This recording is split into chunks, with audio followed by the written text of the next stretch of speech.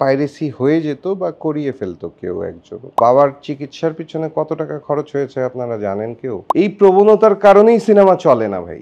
Challenge আমারই সবচাইতে। দেশের সবকিছু ভালোবাসতে হবে। ট্রলটা এভাবে হয় যেটা আমাদের মার্কেটটাকে নষ্ট করে। একটা ক্লিক বাণিজ্য করে ওরা আমাকে কমোডিটি বানিয়ে, আমাকে পণ্য বানিয়ে ওরা একটু টাকা ইনকাম করছে। আমার ছবির একদিনে মেকআপ ম্যানরে দিছি $350। আপনারা এখানে কেউ দেন নাই আজ পর্যন্ত।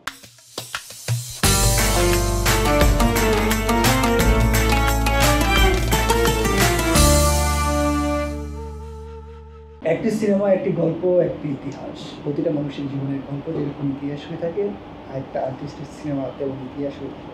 ইতিহাস শব্দটা যখন আমরা বলছিলাম, ঠিক আপনার মনে পড়বে কিনা জানি না, একসময় ইতিহাস সিনেমা বাংলাদেশের তুমুল আলোচনা এবং তুমুল হিট সিনেমা ছিল। সেই মানুষটি আমার সাথে রয়েছে, যে মানুষটি সেই ইতিহাসের পিছনে নতুন ইতিহাস সৃষ্টি করছে। তার গল্প শুনবো অনেকটা সময় জুড়ে, তার সাথে আড্ডা দিব অনেকটা সময় জুড়ে। ওয়েলকাম করছি with my show face to face. আমার সাথে রয়েছে চিত্রনায়ক কাজী মারুফ। Thank you. কেমন আছেন? আলহামদুলিল্লাহ। আপনাকে কাছে পেয়ে আসলে অনেক বেশি ভালো লাগছে। আর সবচেয়ে বড় কথা হচ্ছে, আপনার যেই ইন্ট্রোটা দিচ্ছিলাম ইতিহাস, সেই ইতিহাসের একটা সময় যখন প্রচুর হল ছিল বাংলাদেশে, আমরা তখন ছোটোবেলায় মিস্ত্রিতে আপনার সিনেমাটা দেখেছি। সেই ইতিহাস সিনেমার গল্প শুনবো। তার আগে বর্তমানে আপনার নতুন একটা সিনেমা আসছে ঈদে, গ্রিন কার্ড। সেই সিনেমা নিয়ে কথা বলতে চাই। ওভারঅল মিলে একটা আড্ডা দিতে চাই, একদম ক্যাজুয়াল আড্ডা, যে সময়টা আসলে আপনি হয়তো এনজয় করবেন আমাদের সাথে। No problem. আপনার গ্রিন কার্ড সিনেমাটা কেন ঈদে রিলিজ দিচ্ছেন? ঈদ উৎসব মুখর দিন। ঈদে অনেক মানুষ ছবি দেখে। যারা রেগুলার অডিয়েন্স, সিনেমার একটা অডিয়েন্স থাকে, তবে ঈদে যখন ছবি রিলিজ হয় না, ঈদের মানে রেগুলার অডিয়েন্সের বাইরে ফেস্টিভ মুখর অডিয়েন্স আমরা পাই। মানে অডিয়েন্সের অ্যামাউন্টটা বেশি থাকে। তো আমি চাই, আমি মনে করি যে আমার ছবিটা যারা দেখবে, তারা দেখে খারাপ বলে বের হতে পারবে না, যদি কিনা তার একটা সুন্দর মন থাকে, যদি কিনা তার মনে তার আত্মীয় স্বজনদের জন্য ভালোবাসা, মায়া, এটা যদি থাকে, কেউ খারাপ বলে বের হতে পারবে না। প্রায় 4 বছর পর আপনার সিনেমা রিলিজ হচ্ছে। প্রত্যাশা অনেক সিনেমা রিলিজ দিচ্ছেন। দেখা যায় সারা বছর যারা সিনেমা না দেখে, তারা কিন্তু ঈদে হলে গিয়ে সিনেমাটা দেখে। কেমন প্রত্যাশা করছেন? প্রত্যাশা ভালো করছি, এবং ভালো করছি বিধায় ঈদে আসার দুঃসাহসিকতা দেখাচ্ছি। আপনি দুঃসাহসিকতা কেন বলছেন? এটা তো 15টা ছবি আসতেছে। অনেকগুলো সিনেমা। আমি গতকাল অফিসে বসে লিস্ট করলাম 12টার। আমি নিজেই মানে নামগুলো লিখলাম যে আসলে কয়টা ছবি আসতেছে। 12টা, 13টা ছবি গুনলাম। এ পর্যন্ত আমার দেখা, আমার মনে হয় 13টা ছবি কোনো সময় সিনেমায় আসেনি একসাথে। একসাথে 13টা ছবি আসেনি। ইনফ্যাক্ট 13টা না, আর একটু বাড়বে হয়তো লিস্ট। এখন কে আসবে কে আসবে না জানি না। তবে সবার কাছেই সবার ছবি খুবই ভালো, এবং আমিও চাই সবার ছবিই ভালো যাক। কিন্তু সব ছবি যদি একসাথে চলে আসে, তাহলে যেটা হয় আর কি, অনেকেই হল পাবে না।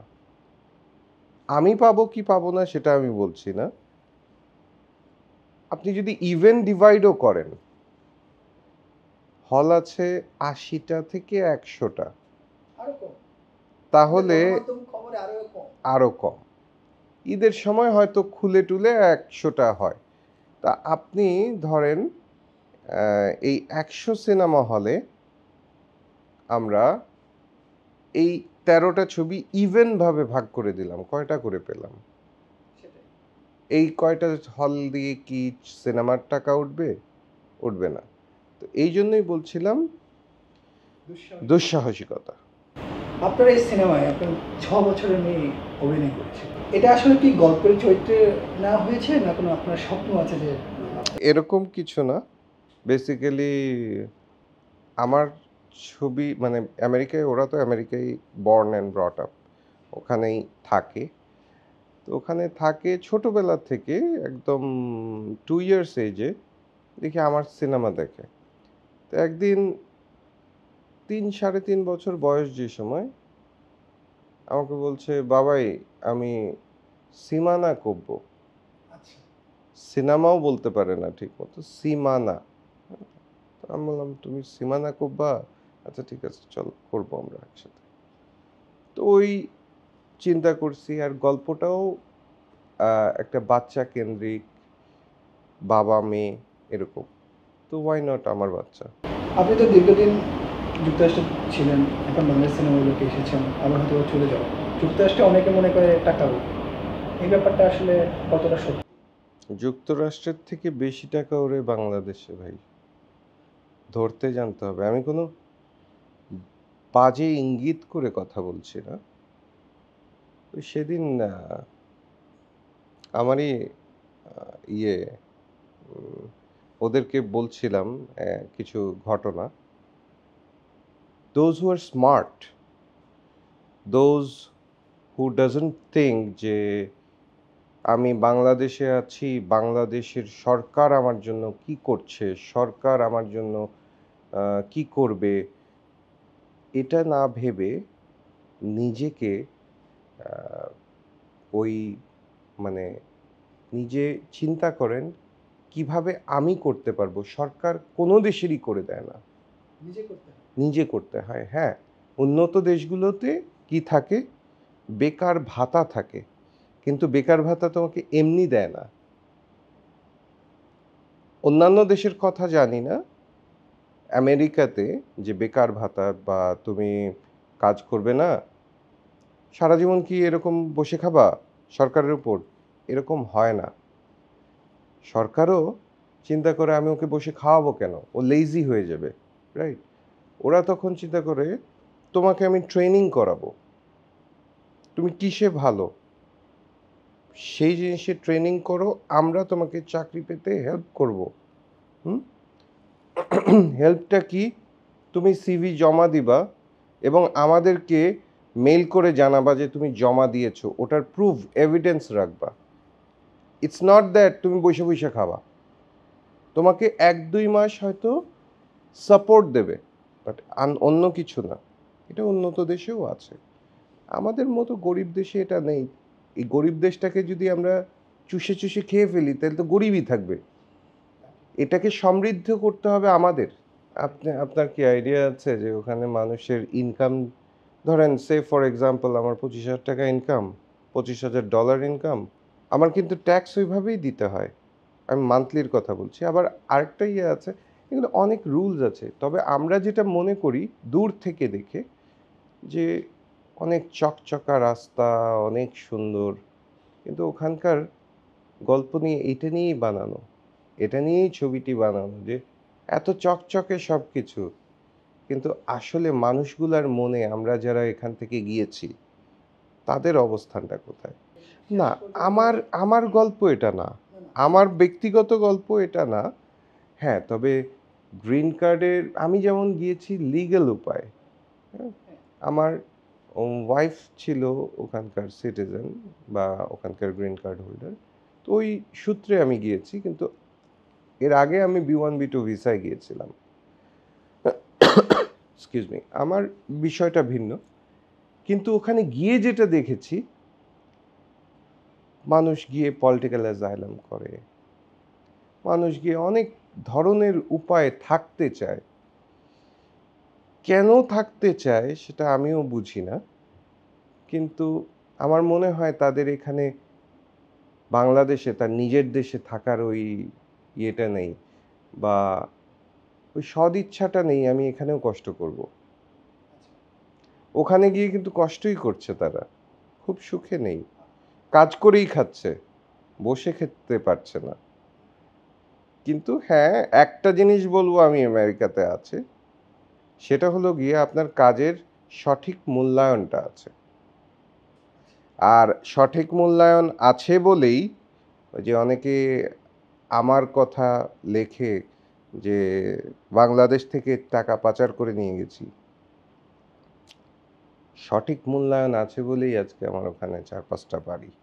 আমি ওপেন বলছি, আমার বাবার ঢাকা শহরে একটা বাড়িও নেই, একটা ফ্ল্যাটও নেই। একটা ফ্ল্যাট আছে, সেটা আমার মায়ের নামে, আমার মায়ের পল্টনে।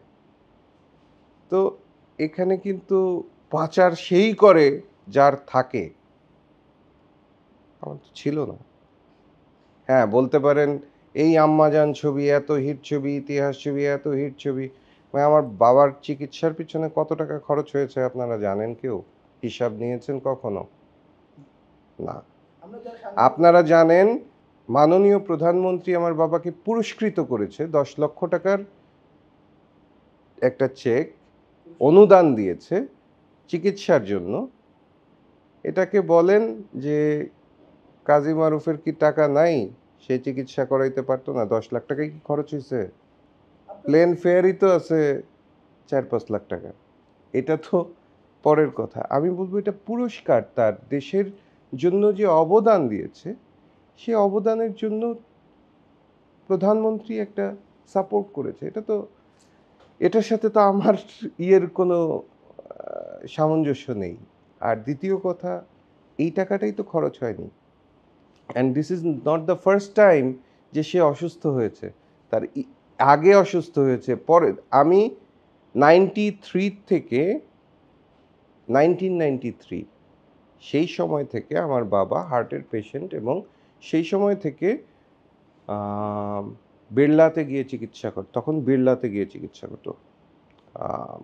তখন স্টেন্টিংও ছিল না, তখন বেলুনি একটা সিস্টেম ছিল। তো ওইভাবে ওই উপায়ে চিকিৎসা হতো ভারতে গিয়ে।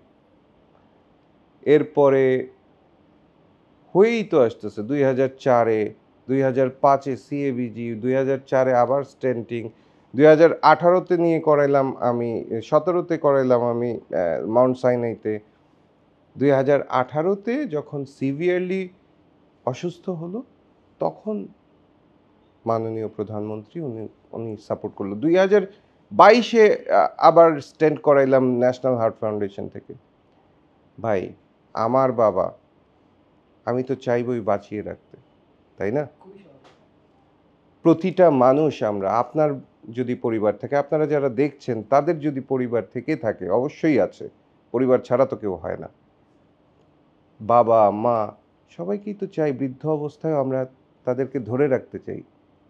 হ্যাঁ, যেমন একটু আগে বলে আসলাম, ভাজা পোড়া কিন্তু খাওয়া যাবে না। রোজা রাখতেছো ভালো কথা, ভাজা পোড়া খাওয়া যাবে না কেন বললাম? যারা, আমি মনে করব এটা একটা বাজে প্রবণতা এই দেশের। এই প্রবণতার কারণেই সিনেমা চলে না ভাই। উল্টা পাল্টা কথা না বুঝে না জেনে, তো তুই বুঝিস না, আপনি যদি না বুঝে থাকেন, তাহলে ওয়াই শুড ইউ কমেন্ট?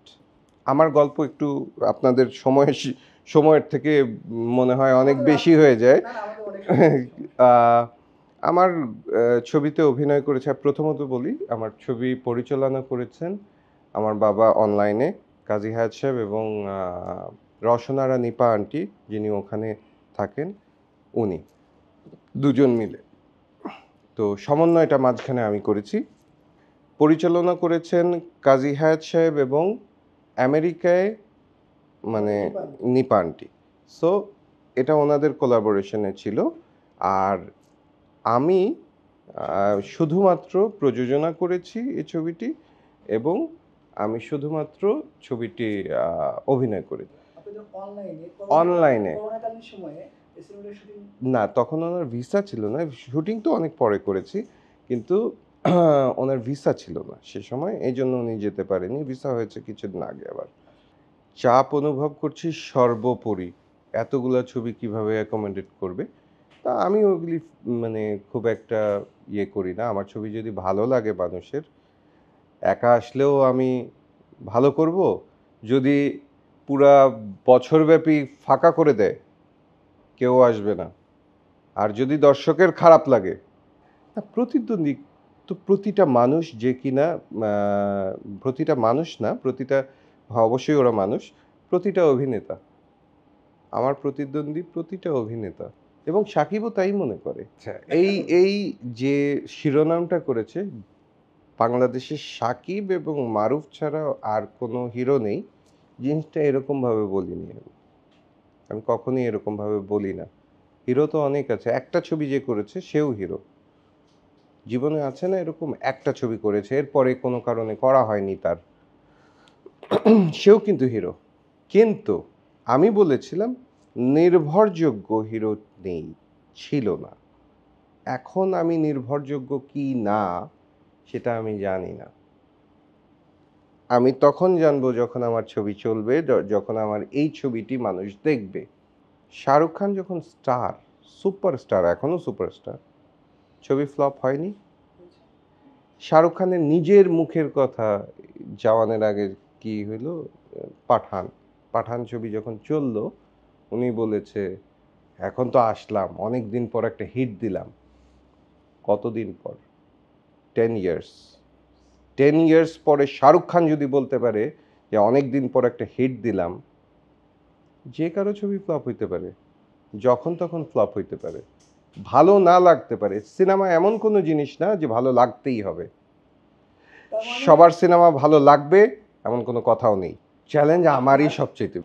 তখন সেক্ষেত্রে যদি কাজী মারুফের 4 বছর পর সিনেমাটা হিট হয়, সেক্ষেত্রে কাজী মারুফের মানে ওই টাইপের সিনেমা কি বাংলাদেশের মানুষ আরো দেখতে পারবে কিনা? সবসময় আমি একটা প্যাটার্নের ছবি করি, আমি একদম অবাস্তব কোনো ছবি করি না। হ্যাঁ, সিনেম্যাটিক তো করাই লাগে একটু। আমি সবসময়ই চেষ্টা করব মানুষের জন্য একটি মেসেজ দেওয়া, যে শুধু মানে মেসেজ মানে কি, ধরেন আপনার সামনে দিয়ে অনেক কিছু ঘটে যাচ্ছে যেটা আপনি দেখছেন, কিন্তু এটার জন্য কোনো প্রতিবাদ নেই। আমার সিনেমায় অভিনয় করেছে নুসরাত ইসলাম, নাজিদা সাঈদ, আকাশ রহমান, হিল্লোল ভাই, নসীন আপু, আম, রফিক আহমেদ, কাজী আরিশা আমার মেয়ে, এই আর আমি নায়ক হয়ে গিয়েছি। একজন ভালো মানুষ হতে চাই, ভালো মানুষ হওয়ার চেষ্টা করি প্রতিদিন। পারবো কি পারবো না জানি না, অনেকের কাছে খারাপ আমি, অনেকের কাছে ভালো আমি, আম, তবে সবার কাছেই ভালো হতে চাই। দি ফাদার, দাইকে অনেক প্রিয়, দাইকে নামের একটি সিনেমা আছে, দাইকে অনেক প্রিয়। আম্মাজান অনেক প্রিয়। ইতিহাস তো অবশ্যই আমার ছবি, প্রিয়। অনেক কিছুই ট্রল হবে বা মানুষ হাসবে, সেগুলি নিয়ে চিন্তা করতে হয়। কিন্তু কেন করে জানেন? আমি আপনাকে একটি ছোট্ট এক্সাম্পল দিই। অ্যানাকোন্ডা ছবি দেখেছেন? বা হলিউডের যে সমস্ত ছবি দেখেছেন? আচ্ছা, আচ্ছা, আপনাকে আরও একটা এক্সাম্পল দিই। বাহুবলী দেখেছেন? বাহুবলী ছবিতে প্রথমটায় আকাশে কিন্তু জাহাজ উড়াই দিছে। হ্যাঁ, দেখছেন? গানের ভিতরে আকাশে জাহাজ উঠতেছে, পানির থেকে ফুই করে মনে হলো অ্যারোপ্লেন টেক অফ করলো, রাইট? কেউ কি হেসেছে? হ্যাঁ, সবাই এনজয় করেছে। এনজয় করেছে। ওদের বিষয়টা একটু ভিন্ন, ওদের খরচ টরচ করে অন্যরকম, আর ওদের দেশপ্রেমটা অন্যরকম। ওদের জিনিস নিয়ে ওরা হাসে না, হাসবে না, ওদের নিজেদের জিনিস নিয়ে ওরা হাসবে না। এটাই যদি বাংলা ছবি হতো কত ট্রল হতো। সেম জিনিসটাই, সেম পাত্রপাত্রী, সেম সব কিছু, বাংলা ছবি, বলেন কত ট্রল হতো। খুবই স্বাভাবিক। তাহলে আমি কি বলতে পারি? আমাদের দেশপ্রেম কম? মানে যেটা দেখাই তাহলে ওটা দেখানো। আমাদের নিজেদের মানুষের যে চিন্তা ভাবনা সেটা একটু ভিন্ন। আমরা দেশটাকে যদি ভালোবাসতে চাই, দেশের সব কিছু ভালোবাসতে হবে। ভালোবাসা কি জানেন? কারো খারাপটাও দেখি। ধরেন আমার ভালোবাসার মানুষ, তার একটা কি জিনিস খারাপ, সেটাকেও ভালোবাসতে হবে, কিন্তু ওটাকে রেকটিফাই করার চেষ্টা করতে হবে। জিনিসটা করো না, এটা এভাবে করো। কিন্তু আমাদের এখানে ট্রলটা এভাবে হয় যেটা আমাদের মার্কেটটাকে নষ্ট করে। এই মার্কেটটাকে নষ্ট করাতে ধরেন এখন ইতিহাস, ওই যে বললেন যে ইতিহাস আর এখন, ইতিহাস ছবি একটা সেই আমলে, যখন বেশি দিন আগে না, 2002-এ তখন সবাই কিন্তু ছবিটাকে ভালোভাবেও গ্রহণ করেছে এবং আমি সে সময় যে সমস্ত মানুষের কাছ থেকে ফিডব্যাক পেয়েছি, এই সমস্ত মানুষ তখন সিনেমা দেখতো না। আচ্ছা। মিডল ক্লাসও না, আপার মিডল ক্লাস দেখেছে সিনেমা, হলে গিয়ে দেখেছে। তো ওই সিনেমাকে আজকে ট্রল করা হচ্ছে কুত্তার বাচ্চা গালি দিয়ে। গালিটা কোন সময় দিয়েছিলাম? এই যে যেমন আপনি বললেন, আমি বলেছি শাকিব মারুফ ছাড়া কোনো হিরো নেই। নো, একটি ওয়ার্ড মিস করে গেছেন, নির্ভরযোগ্য নেই। আপনার এই সিনেমা নিয়ে এখনো অনেক ট্রল করছে, এই ব্যাপারগুলো আসলে কিভাবে দেখেন? এই এই এই এই ব্যাপারগুলো আমি একটা জিনিস ভাবেই দেখি, ওদের এগেনস্ট আমি কেস করতে পারি, অনেক বড় কেস করতে পারি, বাংলাদেশে না করলেও আমেরিকায় করব। আচ্ছা। হ্যাঁ, কিন্তু দেখি হচ্ছে গিয়ে এইভাবে, ওরা তো বেসিক্যালি বেকার, কিছু একটা করে খাচ্ছে আমাকে দিয়ে, একটা ক্লিক বাণিজ্য করে ওরা আমাকে কমোডিটি বানিয়ে, আমাকে পণ্য বানিয়ে ওরা একটু টাকা ইনকাম করছে, করুক। কারো সংসার যদি চলে এভাবে, কেউ যদি আমার ওই টাকা দিয়ে তো কেউ কোনো না কোনো কিছু কিনে খাইছে, মজা পাচ্ছে। মজা তো ওটা ওরা, এটা তো অসুস্থ মজা। মানে আমরা আমাদের সোশ্যাল মিডিয়ায় অনেক সময় ইচ্ছা থাকা সত্ত্বেও অনেকের চোখের সামনে বেশি ওঠে। আপনি জিনিসটা দেখবেন না, কিন্তু আপনার চোখের সামনে চলে আসছে। আপনি যে থিঙ্কিং করেন সোশ্যাল মিডিয়া কিনে সেই জিনিসগুলো আপনি রিয়েলাইজ করেন। এটা তো এআই। সবচেয়ে বড় কথা কি ভাইয়া জানেন? ট্রল তুমি ভালো জিনিস নিয়ে করো। এখন কোনো আপনারা একটি নিউজ চ্যানেল চালাচ্ছেন, ভালো একটা নিউজ করেন, চলবে না। বা আমিও বলতে পারি না যে আমার ভিউ কত হবে, বিকজ আমি যতটুক পারি আমার জ্ঞান তো আমি শুদ্ধভাবে কথা বলার চেষ্টা করি। এই যে স্লিপ অফ টাং হইলো, এটা যদি আপনি কেটে কেটে কেটে কেটে বানান, you can make it a meme or a viral video, but মানুষের তো স্লিপ অফ টাং হতেই পারে কথা বলতে গিয়ে। যাই হোক, ভাইরাল করাটা একটা অসুস্থতা। এই অসুস্থতার ভিতরে আমাদের ভেতর থেকেও কিছু শিল্পী, কলাকুশলী পড়ে গেছে, নিজেরাও হইতে চায় ভাইরাল। ভাইরাল হওয়ার কোনো কারণ নেই। Try to be popular, try to be popular, try to be famous by your good deeds. ভালো কাজ দিয়ে হও, নট বাই ইয়োর ফাইজলামি। না, ওই যে ভাইরাল করে, আমি ওভাবে ভাইরাল হইতেও চাইনি কখনো। Negative publicity is never a good publicity for me. মানে আমি এটা চিন্তা করি না, আমি এটা রাখি না কখনো। নেগেটিভ মার্কেটিং করার মতো কোনো কিছু রাখি না, আমি চেষ্টা করি না। আমি ওই যে বললাম না, ভাইরাল ওয়ার্ডটা কি বলেন তো? ভাইরাস থেকে আসছে না? হ্যাঁ, এটা রোগ থেকে এসছে, ভাইরাল। আমি কোনো রোগ হতে চাই না ভাই। আচ্ছা। আপনার আমি ভালোবাসার মানুষ থাকতে চাই, রোগ না। ব্যবসা সফল ছবি ক্যাপ্টেন মারুফ, ব্যবসা সফল ছবি অপু বিশ্বাসের সাথে একটা করেছিলাম, তুমুল ব্যবসা সফল ছবি, আমার 5 নাম্বার ছবি। গরিবের ছেলে বড়লোকের মেয়ে, তারপর ওরা আমাকে ভালো হতে দিল না, তারপর 5 টাকার প্রেম, অনেক ব্যবসা সফল ছবি, যেটার সিডি মনে হয় গত বছর বা তার আগের বছর বের হয়েছে। এর আগে পর্যন্ত সিনেমা হলেই চলতো। তো 5 টাকার প্রেম, তারপর আর কি আছে, ইভটিজিং, ইয়াবাও ভালো ছবি। কিন্তু আমার ছবির গতকাল একটা দেখছিলাম, আমি এভিডেন্স ছাড়া কথা বলি না ভাইয়া। আমার ছবি পাইরেসি হয়ে যেত বা করিয়ে ফেলতো কেউ একজন, কোনো অদৃশ্য শক্তি। আমি কেয়ার করি না এই কারণে ভাইয়া, কারণ আমি নিজেও জানি কাজী হায়াৎ সাহেবের ছেলে না হলে আমি নায়ক হতাম না। কিন্তু নায়ক হওয়ার পরে প্রথম ছবিতেই কিন্তু হিট, প্রথম ছবিতেই জাতীয় পুরস্কার, 2বার রিভাইজ করে জাতীয় পুরস্কার। ওই ইয়ারে কোনো নায়িকা জাতীয় পুরস্কার পায়নি। ভেরি মাচ ফেয়ার ছিল বলবো আমি। বাবা আমাকে এটাই বানাতে চেয়েছিল, হয়েছে। আমাকে বলেছিল একদিন আমি আমার অনেক ফ্রেন্ডরা অস্ট্রেলিয়া চলে গিয়েছিল, তো অস্ট্রেলিয়া যেতে চেয়েছিলাম। ফ্রেন্ডরা যেখানে যেতে চায় সেটাই তো হইতে চায়, তো আমিও যেতে চেয়েছিলাম। তখন বলেছিল যে কিছু মানুষের মৃত্যু থাই পাহাড়ের চাইতে অনেক ভারী। এটা আব্বার কথা না, একজন বড় মানুষের কথা। উনি ওনার উদ্ধৃতি দিয়েই বলেছিল যে কিছু মানুষের মৃত্যু থাই পাহাড়ের চাইতেও অনেক ভারী, কিছু মানুষের মৃত্যু বুনো হাঁসের পালকের চাইতেও অনেক হালকা। তোমার মৃত্যু তুমি কেমন করবে সেটা তোমার ব্যাপার। অসাধারণ। বলতে চেয়েছে যে এমন কিছু হয়েও না যেখানে তোমাকে কেউ মনে রাখবে না। আজকে হয়তো ধরেন বাংলাদেশের 50% মানুষ মনে না রাখুক, 30% মানুষ তো মনে রাখবে। এটা পরিসংখ্যানেও আছে আমার, তাই না?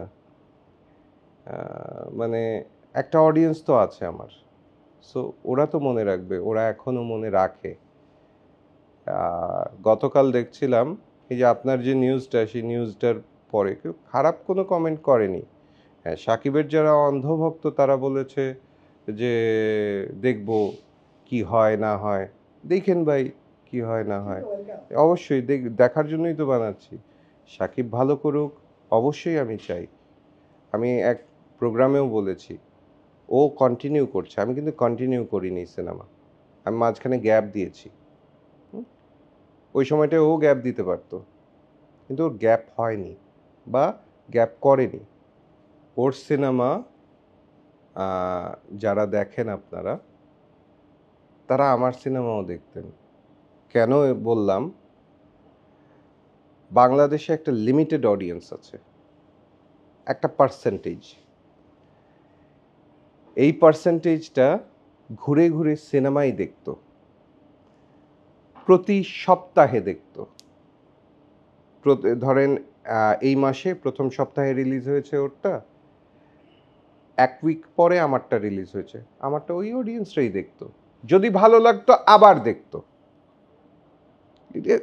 এটার কোনো মানে ওরকম কম্পিটিশন, আমরা কোনো যুদ্ধ মারামারি এরকম কিছু বিষয় না, আমাদের ভিতর এগুলি নাই বা ছিলও না। আপনারা সবাই মিলেমিশে দেখবেন, এটাই আশা করি। যদি ভালো লাগে আবার দেখবেন, যদি ভালো না লাগে দেখবেন না। যখন আমি আমেরিকায় ছিলাম, কিছুদিন আগে এসেছি, তখন ও আমেরিকায় যাবার আগে ফোন দিয়েছে যে মারুফ কই, কেমন আছো, কি আসে বিষয়। আমি জিজ্ঞেস করছি কবে আসবা, বলে এই তো আসতেছে, তুমি কি দেশে যাবা নাকি? আমি বললাম হ্যাঁ, আমি তো রিলিজ করব, দেশে যাব। তাহলে ইয়ে আমি যখন থাকবো তখন যাও না কিন্তু দেশে, থাইকো। এটা অন এয়ার বা সোশ্যালি করেনি তো, উইশ তো আছেই, চাই তো ভালো হোক, অবশ্যই চাই ভালো হোক। তা না হলে আমাকে বলতো না যে মারুফ আবার চলো একসাথে ছবি করি, এটা তো বলতো না ও। যদি কেউ আসতে চাও করতে পারো ছবি, টাকা দিবা, ছবি করবা, ব্যাস, শেষ, ঝামেলা শেষ। বাংলাদেশে তো ভাই আমার কিছু নাই, আসলেই নেই। কাজ করব কি? এই যে এখানে বসে আপনাকে ইন্টারভিউ দিচ্ছি, হয়তো একটা খাম ধরায় দেবেন, ও দিয়ে আমার কিচ্ছু হয় না। ও দিয়ে আমি আপনার আমেরিকায় ওইটা যদি ডলারে কনভার্ট করি ওতে কিচ্ছু হবে না। ইনফ্যাক্ট এই এই দেশেও কিছু হয় না ওটাই। So I have to work. বাংলাদেশের বাইরে গিয়ে যে কাজটা করছি, সেই কাজটা যখন ভালোভাবে করতে করছি দেখেই কিন্তু আমি বাড়ি গাড়ি কিনতে পেরেছি। আর এই দেশে আমার ওই উৎস নেই ভাই, ওই উপায়ও নেই ভাই। বাজেট অনেক, হার্ট ফেল করবেন শুনলে না বলি, বিকজ ওখানে এক কাপ চায়ের দামও রাস্তার দোকানেও $1, উইচ ইজ ইকুয়াল টু 120 টাকা বা 25 টাকা বা 15 টাকা according to the dollar rate. তো এইগুলি বইলে তো লাভ নাই।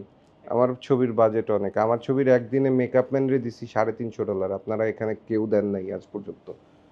আমার এই সাইমালটেনিয়াসলি তো কোনো ছবি রিলিজ হচ্ছে না, সাইমালটেনিয়াসলি কিন্তু কোনো ছবি ঈদের আজ পর্যন্ত কোনো ছবি সাথে সাথে আমেরিকায় রিলিজ হয়নি, এবারও হচ্ছে না। সবই রিলিজের পরে আমেরিকায় চলে, দেখি আমারটা কে নেয়। আর আমার ছবি হিন্দি ভাষায়ও হয়েছে, সো এই ছবিটা ইন্ডিয়ায় রিলিজ হবে। আপনার সিনেমার গল্পের মান কেমন? সিনেমা দেখার পর দর্শক কি বলবে? আমার ছবির হাততালি দিবে না হচ্ছে আহ, আমার অন্য কিছু ছবির বলবে? আমি বলি, আমার ছবি সবসময়ই আম, আমার ছবি সব আমার ছবি সবসময়ই গল্পের মানটা ভালো থাকে, এটুকু বলতে পারি। স্পেশালি যে ছবিগুলো আমার প্রোডাকশন থেকে বানানো। আর এই ছবির একটা ঘটনা বলি, ছবির সেন্সর যেহেতু হয়ে গেছে বলতে পারি, সেন্সর বোর্ডের মেম্বাররা চোখে পানি নিয়ে বের হয়েছে, চোখে পানি রাখতে পারেনি, ভালো লেগেছে বিধায়। দর্শক এতক্ষণ আমাদের সাথে আড্ডায় ছিলেন কাজী মারুফ। শুনছিলাম তার সিনেমার গল্প, তার ব্যক্তি জীবনের গল্প। তিনি দর্শকের অপেক্ষার প্রহর হয়তো বা খুব শেষ হচ্ছে, যারা অডিয়েন্স রয়েছেন আপনাদের, তো সেই পরিপ্রেক্ষিতে একটা কথা বলতেই পারি যে গ্রিন কার্ড সিনেমাটা হলে গিয়ে দেখবেন এবং ওনার জন্য শুভকামনা জানাবেন। আপনাদের জন্য আরও অনেক অনেক চমক থাকছে। আজকের মতো টাটা বাই বাই বলতেই হচ্ছে, কথা হবে আগামী সপ্তাহে কোনো নতুন অতিথির সাথে। সেই পর্যন্ত ভালো থাকবেন, সুস্থ থাকবেন, আল্লাহ হাফেজ।